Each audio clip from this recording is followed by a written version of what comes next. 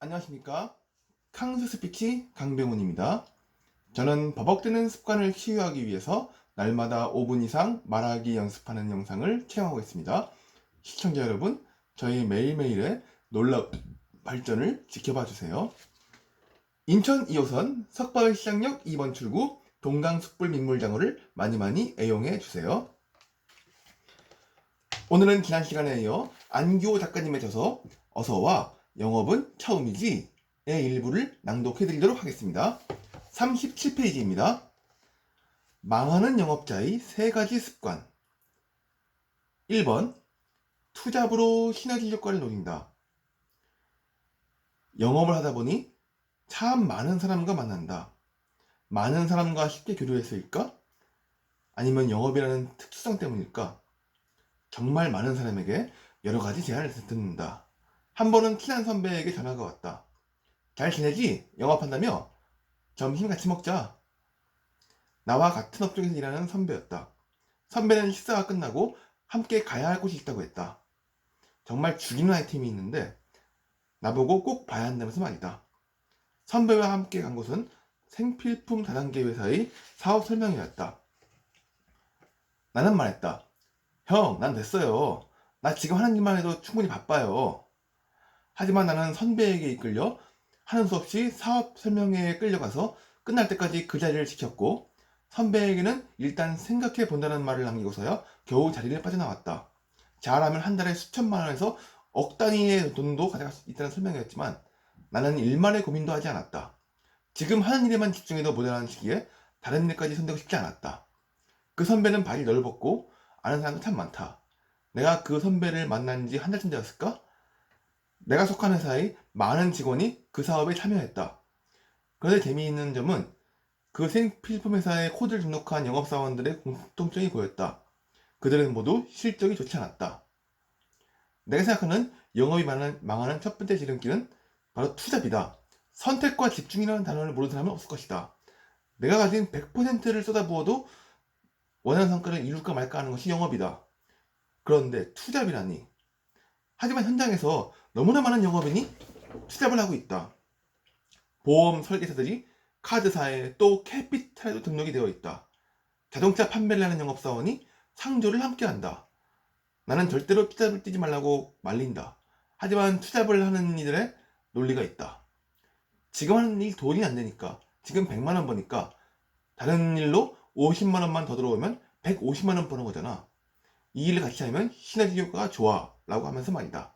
간단한 논리이다. 하지만 세상 논리가 그렇게 간단한 수학 공식을 풀 수 있다면 이 세상에 가난하고 어려운 사람이 어디 있겠는가? 그런 계산이라면 세상에 부자가 되지 않은 사람이 없을 것이다.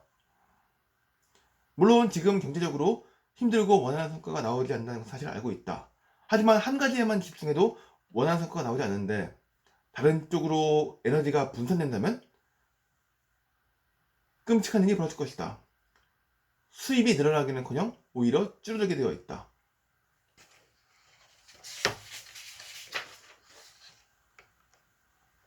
한 가지 영업만 잘해도 충분히 원하는 성과를 거둘 수 있다. 절대로 당신의 신경과 에너지를 다른 쪽으로 분산시키지 말라. 지금 하는 일에 원하는 성과가 나오지 않는다면 당신이 정말 이 일에 모든 에너지를 온전히 쏟아붓고 있는지 가슴에 손을 얹고 생각해 보아야 한다. 2번, 같이 술을 한잔 해야 한다. 내가 처음 영업을 시작했던 24살에 나는 어떤 점이 가장 힘들었을까? 경제적인 어려움, 실적의 압박, 신규 고객 창출, 뭐 전부 다 힘들었지만 그중 최고는 아침에 일어나는 게였다. 아침에 일찍 일어나서 출근하기가 가장 힘들었다. 이건 영업을 처음 시작했을 때뿐만 아니라 영업하는 내내 그랬다. 이유는 딱 하나, 술이었다. 새벽까지 일을 하느라 늦게 잠들었을 때는 아침에 일어나기가 그렇게 힘들지 않았다. 해야 할 일이 있었고 성공하겠다는 목표와 꿈이 있었으니까 말이다. 하지만 새벽까지 술을 마신 다음날에는 잠자리에서 일어나기가 너무 고통스러웠다. 머리는 깨질 것 같았고 몸은 움직이지 않았다.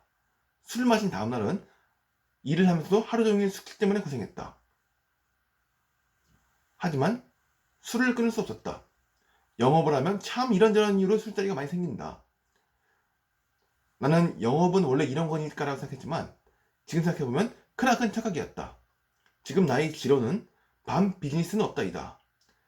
밤에 술에 취해서 만나는 일은 노는 것이지 절대 비즈니스가 아니다.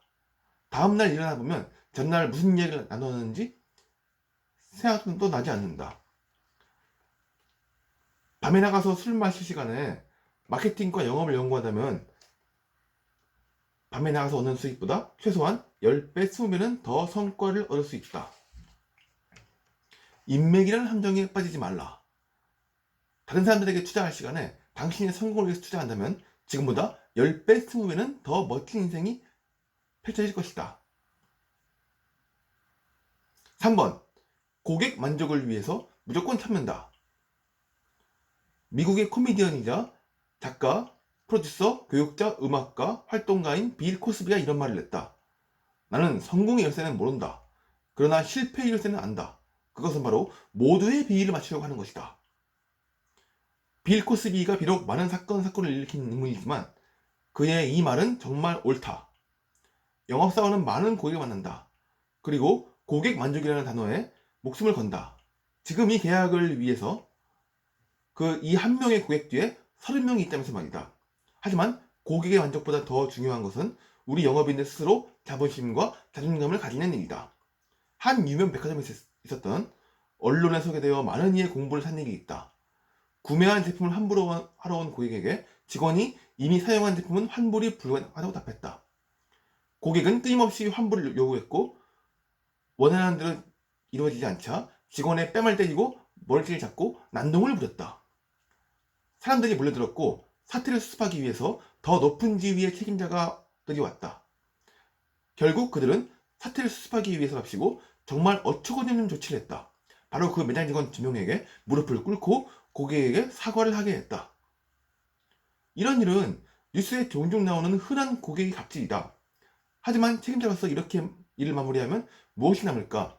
그 직원들은 고객에게 폭행을 당했고 치욕적인 욕설을 들었다. 그리고 많은 사람 앞에서 고객에게 무릎을 꿇는 굴욕적인 일을 당했다. 게다가 그 모습이 언론을 통해서 쫙 퍼졌다. 과연 그들이 자신의 일에 자부심을 가지고 계속 일할 수 있을까? 아니, 나는 자부심을 떠나서 더 이상 그 일을 하지 못할 것이라고 본다. 그들이 겪을 트라우마는 평생 갈 것이다. 절대로 기울이지 않을 것이다. 책임자들은 단지 그 사태를 조용히 수습하기 위해서 직원들의 자존감을 무너뜨렸다. 시끄러운 사태는 당장은 조용히 했을지 몰라도 직원들은 평생을 정신적인 고통과 무너진 자존감을 회복하기 위해서 살아야 하지 않겠는가? 영업인은 고객을 도와주는 사람이지 고객의 노예가 아니다. 고객 만족, 고객 감동이라는 단어에 모든 고객을 애쓰려 만족시키려 애쓰지 말라. 극단적인 얘기지만 내가 그 직원이었다면 뺨을 맞는 순간에 똑같이 갚아줬을 것이다. 그리고 내가 그 책임자였다면 절대로 무릎을 꿇라 그런 판단을 내리는 않았을 것이다. 여기서 이 책을 벗어나서 저 캉스 스피치의 개인적인 경험담을 이야기하겠습니다. 저는 4, 5년 전에 호텔 근무를 했었습니다. 그때 2번의 사례가 있었습니다. 둘 다 건달하고 연계된 사연이었습니다. 첫 번째는 호텔 투숙객 중에 별의별 사람이 다 있습니다. 저희 호텔의 장기 투숙객 중에 그 당시에도 이미 나이가 70이 넘은 어르신이었고 사람들에게 회장님이라는 존칭을 드리긴 하는데 현실적으로 왕년에는 잘 나가는 회장님이었을 거지만 그 당시 현실적으로는 장기 투숙하면서 숙박비도 못 내는 그런 가난한 어르신이었습니다. 그런 사람을 찾아오는 사람 중에 그런 사람을 회장님이라고 부르면서 모시는 사람들 중에 건달로 추정되는 이런 몸매의 남자가 있었습니다. 중요한 남자가 있었습니다. 그 남자가 다짜고짜 호텔 프론트에서 근무하고 있던 저에게 무료 주차권을 달라고 하더라고요. 저는 그 사람에게 원래 투숙객만 무료 주차지 방문객은 무료 주차가 아닙니다. 그럴 뿐더러 예외적으로 어떤 방문객에게는 예외적으로 무료 주차권을 주라는 지시를 제가 받았으면 드렸을 건데 저는 그 사람에게 무료 주차권을 줘야 한다는 지시를 받은 바도 없고 그래서 제가 그 사람이 무료 주차권을 달라고 할 때 제가 예 무슨 말씀이세요? 저는 그런 말 든 적이 없는데요 라고 했더니만 그 사람이 억지를 부리고 화를 내면서 반말로 한국말 못 알아들어? 라고 하더라고요. 그래서 저는 똑같이 반말로 알아들어? 라고 했습니다. 그래서 그 사람이 또 굉장히 화를 내면서 저한테 야 이 새끼야! 라고 하더라고요. 그래서 똑같이 제가 결코 뭐 참을성이 없어가지고 화를 못 참아서 그런 게 아니고 서비스 정신이 없어서 그런 게 아니고요. 제가 일부러 의도적으로 저를 똑같이 반말로 뭐 이 새끼야! 라고 했습니다. 그 사람이 뭐 건달이고 몸도 뭐 보니까 싸움도 잘하게 생겼고 저보다 싸움 잘하게 생겼는데 제가 믿는 구석이 첫 번째 CCTV 이 사람이 날 때리면 이 CCTV 경찰에 증거 자료로 넘길 수 있다는 거. 두 번째 제가 그 당시에 호텔 회장님의 저에 대한 신임이 엄청 두터웠습니다. 그래서 제가 이런 짓을 해서 나 안 잘린다는 자신감이 있었고요. 그래서 제가 그 사람 욕할 때 똑같이 욕을 하고 마지막 세 번째 그 사람이 모시는 회장이라는 사람 투숙객이 돈을 잘 못 낸 사람이니까 뭐 어떤 영향력도 발휘하지 못할 것이다. VIP도 아니고 아무것도 아닌 오히려 언짢은 사람이니까 이 세 가지를 제가 구석을 믿고 똑같이 했습니다. 그랬더니만 그 사람이 씩씩거리면서 막 화를 내고 막 소리를 지르더니만 제가 그냥 태연하게 있으니까 가버리더라고요. 그리고 하루 뒤쯤에 그 건달이 자신이 모시는 그 투숙객, 자신이 회장이라고 부르는 그분한테 이렇게 말했대요. 회장님, 제가 좀 여기서 무리를 한 것 같습니다. 억지로 부린 것 같습니다. 제가 앞으로 자주 오지 않는 게 맞는 것 같습니다. 라고 했고, 그 말을 들은 그의 오야붕 투숙객은 나중에 프런트에 와서 약한 모습으로 내일 찾아오는 손님 있으면 좀 잘 좀 해주게 이 정도 약한 모습 보였다고 해요. 그 뒤로 그 건달은 다시는 제가 근무하는 프런트에 얼씬거리지 않았고 무료 주차권을 내놓으라고 억지를 부리지 않았다고 합니다. 저도 잘리지 않았고요. 제가 만약에 거기서 죄송합니다 이랬으면 오히려 더욱더 단약에 저를 막대했을 거예요. 그리고 두 번째 제가 강한 모습 보이는 경험은 다른 호텔이었습니다. 다른 호텔에서 어떤 60대 여성분과 그분의 딸인 아가씨가 투숙을 했어요. 근데 그 호텔 서비스가 좀 마음에 안 들고 뭐 없는 게 많다고 당일 환불을 요청하더라고요. 하지만 그 호텔 규정이 당일 환불은 당일에는 취소해도 환불하지 않게 되어 있었어요. 그랬더니만 그분이 뭐 자신의 아들에게 이야기한다고 했고 좀 이따 그분의 아들이라는 역시 아까 말한 그 사람과 비슷한 몸매의 이런 근육질의 욕설을 잘하는 건달이 와서 또 저에게 화를 냈습니다. 왜 당일 환불은 왜 안 돼? 왜 니네 호텔이 안 좋은 건데 왜 그러는 거야? 뭐가 문제야? 왜 환불을 하는데? 니네 사장 이름 뭐야? 니네 지배인 이름 뭐야? 라고 하더라고요. 그 당시 저는 혼자 근무 중이었고요. 근데 이런 경우에는 그 사람이 뭐 저한테 욕을 하고 반말을 하긴 해도 어쨌거나 우리 호텔이 그 사람 어머니가 원하는 서비스를 원하는 물품을 제공하지 못한 게 있으니까 저는 그냥 화 안 내고 다만 제가 그 사람의 그 건달에 눈을 똑바로 바라보면서 말은 공손하게 하면서도 눈을 똑바로 쳐다보면서 고객님이 이러한 규정에 의해서 죄송하지만 환불은 해줄 수 없습니다 라고 했더니만은 그 사람이 씩씩거리다가도 마침 그 옆에 그분의 그 사람의 친구가 야 안 되잖아 안 되는 건 안 되는 거잖아 라고 하니까 그 사람이 씩씩거리면서 갔습니다. 그리고 다음날 그 자신의 어머니와 여동생을 모시고 호텔 키를 반납하면서 체크아웃 하면서 저에게 이런 말을 했습니다.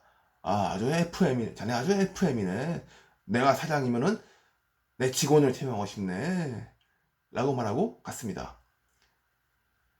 요약하면은 저희 경험담. 첫 번째.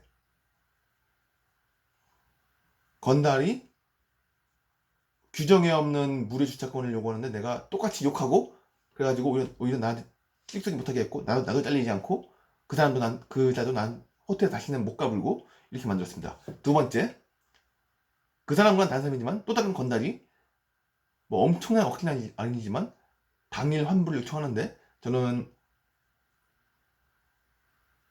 규정을 내세우면서 다만 절대 약한 모습 보지 않고 눈을 똑바로 바라보면서 규정이 이렇다고 했더니만은 그 사람이 아 알겠다 하면서 그냥 받아들이고 그냥 환불 요청을 멈추고 그냥 하룻밤 묵고 다음날 오기 전에 칭찬까지 했습니다. 이렇게 우리 인간도 결국은 동물의 일종입니다. 약해 보이는 상대에게는 별 잘못도 아닌 걸로 막 억지로 트집을 잡아서 막 뭐라고 하고요. 내가 센 모습을 강하고 단호한 모습을 보이면은 상대방은 내가 정말로 큰 잘못을 해도 오히려 내 털끝 하나 못 건드리고 나한테 아무 말도 못하고 그냥 나에게 고분고분하게 되어 있다는 것입니다. 시청자 여러분, 여러분이 영업을 하시든 무슨 일을 하시든 제가 방금 말씀드린 거 우리 인간도 결국은 동물의 일종이다. 만만해 보이는 상대에게는 별것도 아닌 걸로 트집을 잡고 강해 보이는 상대에게는 털끝 하나 못 건드린다는 억지 못 부린다는 이 냉엄한 현실을 꼭 기억하시기 바랍니다. 지금까지 안규호 작가님의 저서 어서와 영업은 처음이지의 일부를 낭독해드리면서 저 칸사스 피치 강병훈의 개인적인 경험담까지 곁들여서 말씀해 드렸습니다. 시청자 여러분, 오늘 영상은 여기까지 하겠습니다.